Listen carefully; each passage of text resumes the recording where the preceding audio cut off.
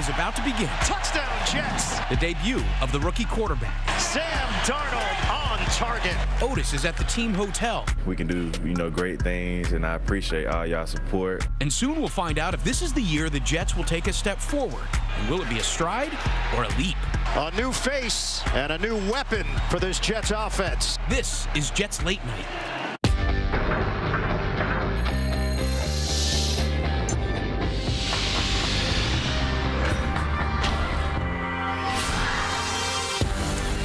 Well, the Jets begin a season with a renewed sense of optimism. They make their debut on the road under the lights of Monday Night Football tomorrow night. Welcome to Jets Late Night. Steve Overmyer alongside 9-year NFL veteran and former Jet safety Erik Coleman.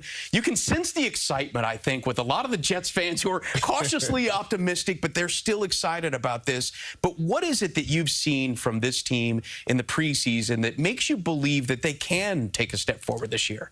I've seen an entire change in attitude. This team has so much confidence right now, starting with the fact that they have a franchise quarterback. They have Sam Darnold, who is a great leader. That brings confidence in everyone, offensively, defensively, and on special teams.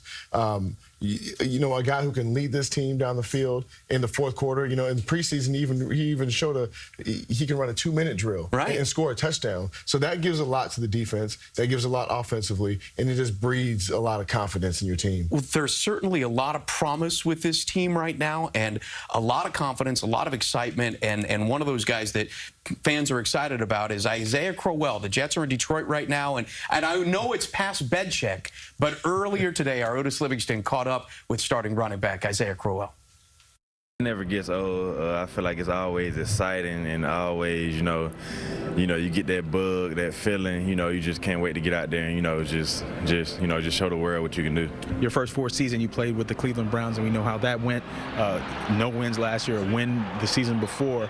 How excited are you to play for an organization that is probably going to do a little bit better than that this season? Right. I mean, I'm just blessed to be here. Come out here and just show my teammates what I can do, show my coaches what I can do, and just contribute to getting wins. Take us inside that running backs room. You guys have a lot of versatile players in there. What are you expecting out of the running backs this season? I feel like we got a lot of playmakers inside the room. I feel like we can make a lot of plays, and I feel like we can contribute tremendously. Bilal Powell, I feel like he's a great running back, a great leader. He's been in the league for a while, so I know I can learn a lot from him. And your rookie quarterback is going to have to prove something. He's going to be the youngest quarterback since the modern era of the AFL-NFL merger at just 21 years old. What did you see out of Sam Darnold in the preseason that makes you know that he's ready for this job? He can make the throws, he can make the tough throws, he can, he knows exactly where to put the football, and I feel like, he's very smart, and I feel like, just put those together, I feel like he'll be able to get it done. Any message to Jet fans this season? I just feel like it's going to be a great year. We can do, great things, and I appreciate all y'all support each and every week. I like this guy because I almost feel like he's got a little bit of a Chris Ivory in him. He's a between-the-tackles kind of guy. He's a guy that will lower the shoulder.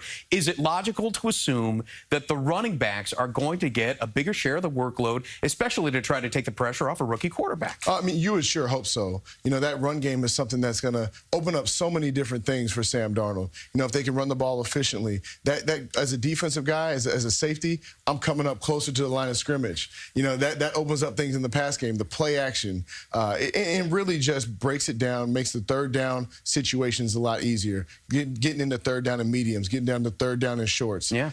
A lot of quarterbacks can handle that as opposed to third and long, where you're getting the whole gamut of blitzes from the opposing defense. The only measurable we have right now on Sam Darnold is what we've seen from him in the preseason. And in the preseason, he completed 64% of his passes.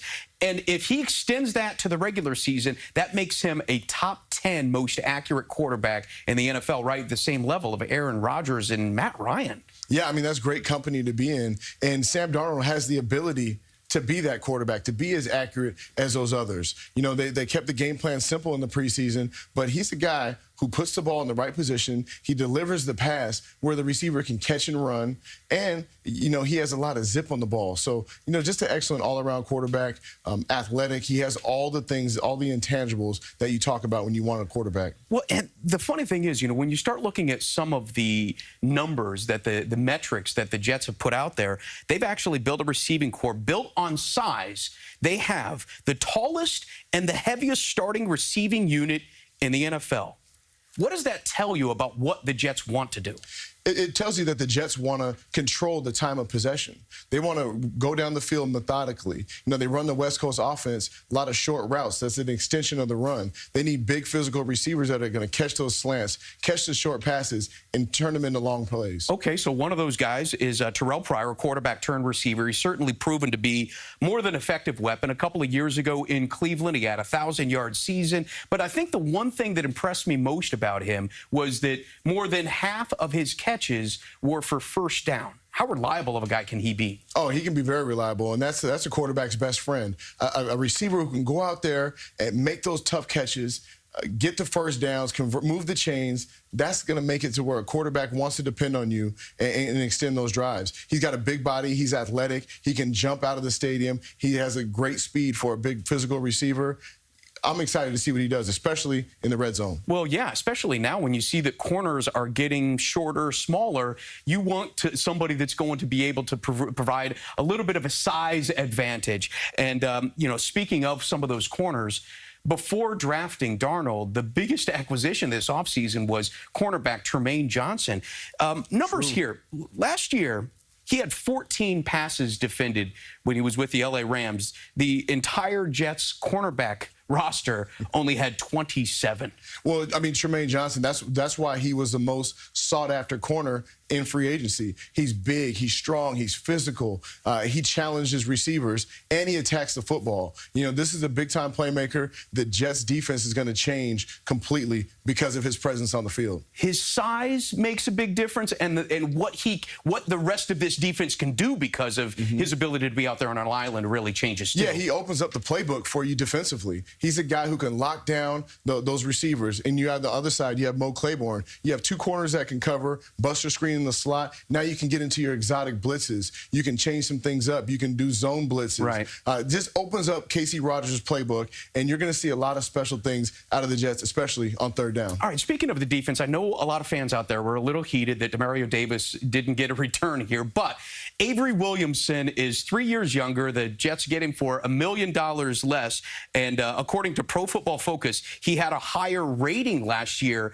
than Davis. However, he was only on the field for the first 2 downs of most series. Can you see him as an all-purpose kind of a linebacker? Yeah, when I first saw that the Jets signed Avery Williamson, I thought of a guy who's just a thumper, a tackling machine. But what I saw from the preseason is a more athletic, mature player who's worked on his game. He's out there on third down. He's a guy who can play in the nickel package, cover those tight ends and running backs. So I really think that he's going to be a great weapon for this Jets defense and add some toughness down the middle. All right. That's what we wanted to talk about, but we're going to find out what fans want to talk about as well. When we come back, we're going to get your Twitter questions and find out what you have to say. Stick around. This is Jets Late Night. Well, this show is as much yours as it is ours, which is why we're going to be asking you to submit questions this entire year on our Twitter accounts. So let's start things off with Talk Jets Radio sent us a Twitter question asking Erik and Steve here, will the Jets continue to use safeties like Adams and Wilcox as linebackers to help improve speed and athleticism in coverage? Erik, I'll leave this one to you. Well, I don't think the Jets necessarily use Adams as a linebacker. He's an in-the-box safety that plays down. He's playing down by those linebackers, but he's a strong safety. I think that's why they drafted a Darren Lee a couple of years ago, because he's that hybrid. He's a guy who can play safety or linebacker, keeps that athleticism, matches up against tight ends, against against running backs in the passing game. But along with Jamal Adams back down there, I think it's a great combination, and there's tons of speed on this defense. It's that athleticism and speed that I think the Jets defense has improved upon in the past year or so. All right, next question. JJC92787 asks, are the playoffs a realistic expectations for the Jets this season, or at least second place in the AFC East? At least they've kind of measured their response here. Absolutely. They should be an expectation for the Jets. You know, this situation reminds me of when I got to the Atlanta Falcons. They drafted a quarterback, 3rd pick overall, and Matt Ryan, and they had come off a 4-12 season. Everyone expected them to go, you know, win 6 games, maybe 7 games. But you know what? We put it together. We won 11-5, made a playoff run, and it was a heck of a season. I see a lot of those characteristics in this Jets team, and I see 8-9 wins possibly. 8-9, and then possibly if things fall right, maybe even more? 10. Maybe 10 or more. You know, there's no limit. The sky's the limit for this team. They have great defense. You know, they have all the tools offensively. You never know. That's right. All it takes is 1 or 2 games to turn things around for them. All right. Big Jet fan Ken asks, I'm looking to make a road trip to an away game this year. Which stadium would offer the best fan experience? This was a tough one. You know, we looked at the schedule, and you want to say Miami because you want to say get nice, down there in the heat. Everybody's right? been to Miami. Right. You know, Tennessee is also a great one, but it's going to be cold then. Yeah. I say you go to Chicago. Go to Chicago so you can go see Soldier Field, the history there. So many great teams have played there. Plus, you can go check out some great restaurants. Try out the deep dish pizza. See, you know, there's a big argument between New York pizza and Chicago-style pizza. Right. You go there and be the judge for yourself. Well, see, now that could be the big challenge. You need to bring some New York pizza to Chicago and create some sort of a challenge there for them. Absolutely. They should have a pizza off. That would be a good one. Oh, my goodness, Great city, though. Great city, Chicago is. Yeah, I think Chicago would be a great choice. And like you said, you know, maybe even see the Cubs in the World Series while you're out there, too. Yeah, go check out Wrigley Field. A lot of history there. Well, yeah, there's no doubt about that. It could be a nice little trip for them. All right, so we thanks to everybody that sent in questions on Twitter, and we'll definitely get some more of them coming up to you next week. All right, stick around. When we come back, we're going to take you back and talk a little bit more about what Sam Darnold and what some of these guys really are going to bring to the table. We'll be back with more Jets Late Night right after this. All right, welcome back to Jets Late Night. Steve Overmyer, Erik Coleman here in New York. Otis Livingston arrived in Detroit with the Jets today, and he caught up with the Jets beat writer from The Athletic, Connor Hughes. These Jet fans have been starving for a franchise quarterback. They have one now, drafted 3rd overall, Sam Darnold. What have you seen out of him so far that makes you believe that he's ready for this job? It's really just his ability to transfer things from the classroom to the practice field, from the practice field to the game. You know, we saw way back in training camp a play where he went through 3 or 4 different read progressions before he found a running back, Trenton Cannon, in the flat for a touchdown. You then saw him do something exactly the same in a preseason game against the Giants, where he came around and he threw a pass to it for a first down to Quincy Enunwa. So, you know, when you see a young quarterback like that, a young player who's developing and getting better day in and day out, and he starts to do those little things, that's when you realize you've got something to look forward to. Right out of the blocks, though, he's up against a stiff defense. We're thinking as far as Matt Patricia, the former defensive coordinator with the Patriots. Only 4 rookie quarterbacks were able to beat him. What makes his defenses so tough, and do you expect it to spill over to Detroit? Yeah, oh, absolutely. I mean, look, he's a Bill Belichick coach, right? And I think that the thing that Bill Belichick does, which is what you're going to see Matt Patricia try to do, is that he tries to take your number 1 weapon away, right? So he says, you know what, if you want to beat us with your number 2, your number 3, your number 4 guy, go ahead, you're going to beat us with our number 2. Well, we're not going to let your number 1 guy beat us. And that's what, you know, he'll give you unique fronts, he'll confuse guys, he'll make things difficult. And again, he's a Bill Belichick disciple, which is why you're going to start to see some of those interesting things. But I think the counteracting with that is that the Jets don't necessarily have an offense, that one guy where you say, let's take him away. You know, Brandon Marshall's gone. There's no Odell Beckham on this team. There's no Julio Jones. So you've got a lot of guys here that can all do different things well, but there's not one person that, you know, you're as a defender saying, okay, we need to take this guy away to win, which maybe, again, you want to have that guy. You want to have Odell Beckham on this team, but not having him, maybe that helps out the Jets a little bit because they're a little bit of an unknown. He brings up a bit of an interesting point here. Do the Jets actually benefit from not having a superstar player? It sounds like there's a case for that, at least. I think they do. I mean, he talked about it with Bill Belichick. His mantra on defense was to make you play left-handed, meaning he's going to take away your best weapon. And this Jets team has a bunch of talent on this team. They're 4 deep at receiver. They have 4 great receivers who can potentially be big playmakers. They have a lot of running backs. So there's a lot of players on this team that can step up, become big players, and make big plays when they need them. That's the benefit of obviously having a superstar talent, is because they're a game breaker, but you're building an offense around that player. If you have a versatile offense that can go many different directions, it puts so much more pressure on the defense to come up with a game plan in the game. Yeah, it does, and especially with the new quarterback. Sam Darnold is going to be a star in this league, but it's hard to prepare for him. It's hard to game plan against a guy who you've only seen in the preseason. And with the weapons he has on the perimeter, he can make some great things happen. Well, we are going to be coming back with a game film breakdown of Sam Darnold and highlight a type of play that is pivotal to his development. That's next on Jets Late Night. All right, time now to get into the head of an NFL analyst with our Football 101 segment with Erik Coleman. And tonight, we're looking at what could be the rookie quarterback's best friend, the play-action pass. League-wide, play-action passes increased last year to nearly 30% of the plays, with the top-scoring offenses using it most. Erik, Sam Darnold has already shown that he can run the play-action pass very well. Yeah, he does. He does a great job of running the play action, and that all starts with the run fake. And as you see on this play, he starts off the play with the great run fake. He commits fully to the run, snaps his head around, and look how athletic he is. He gets out in the perimeter, and he's making his reads. If you pause it right here, he's got 3 receivers. His first option is down here. It's a comeback route. His second option is a receiver here in the flat, and his third is dragging across the field. So he's on a progression right now. He's in his third progression. While on the run, he's on a progression. So this receiver is covered up. His second receiver is covered up. Now, his receiver coming across the field, that's his third read.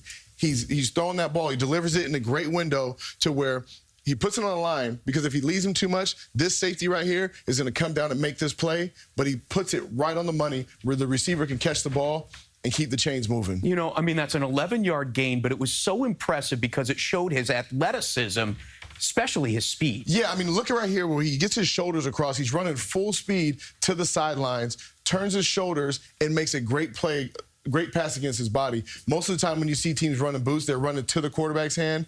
Sam Darnold is athletic enough to run away from his throwing hand and deliver the ball right on the money, as you see in this play. I mean, they just keep testing out what this kid can do, and he's answered the bell every time we turn around.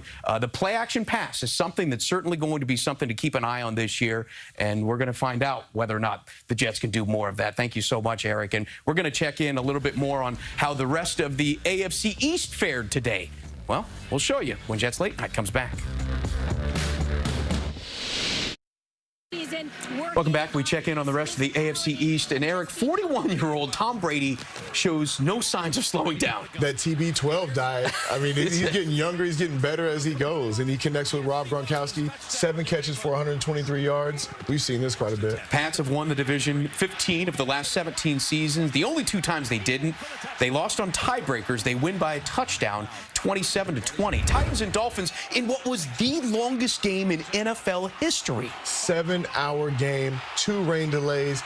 This isn't baseball, guys. I can't imagine what these players were going through, keeping their adrenaline up, staying focused and locked in. I couldn't imagine myself doing that. It's amazing these 2 teams had enough juice left for 34 combined points in the final quarter. Miami wins by a touchdown, 27-20.